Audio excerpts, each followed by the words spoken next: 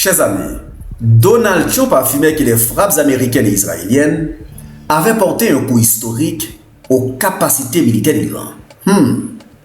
Mais les nouvelles images satellitaires racontent une autre histoire.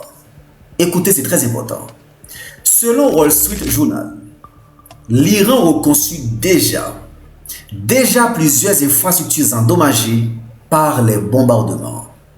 Routes réparées, entrée des tunnels dégagés, travaux de terrassement, retour des engins de chantier et surtout reprise d'activités autour des sites militaires enterrés. C'est un point essentiel, n'est-ce pas? Une grande partie de l'architecture militaire iranienne a été pensée pour survivre aux frappes aériennes. Quand une autre est détruite, elle peut être reconstruite.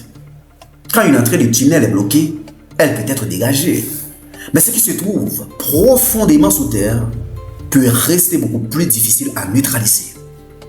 C'est exactement ce que montrent plusieurs images analysées par des médias et des centres spécialisés. Près de Kangava, des images satellitaires ont montré des accès endommagés après les frappes. Chers amis, quelques semaines plus tard, d'autres images montraient une route réparée et des entrées de tunnels à nouveau dégagées. L'Iran est une puissance régionale. À Parchin, l'Institut ISIS rapporte aussi des travaux de réparation sur le site Taligan 2, avec nettoyage de débris, engins, grouilles et renforcement du site. Cela ne veut pas dire que les bombardements n'ont rien détruit, du tout pas. Les dégâts sont réels, mais cela veut dire que l'Iran n'est pas paralysé comme Washington voulait le faire croire. Et c'est là que le débat devient stratégique. Détruire une infrastructure visible est une chose. Neutraliser durablement une infrastructure souterraine en est une autre. Surtout face à un État qui s'est préparé depuis des années à survivre aux sanctions, aux frappes et aux pressions militaires. Voilà pourquoi cette reconstruction rapide dérange autant le bloc occidental. Elle montre que la guerre ne se gagne pas seulement avec des bombes.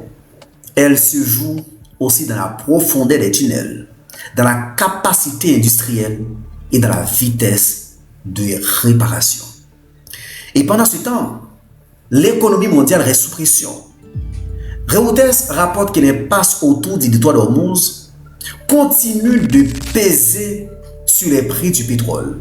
Chers amis, la vraie question est donc simple. Trump a-t-il vraiment détruit la puissance iranienne? Ou a-t-il seulement frappé la surface d'un dispositif beaucoup plus profond? À très bientôt pour une nouvelle chronique géopolitique avec Wesley. Ciao, ciao, ciao.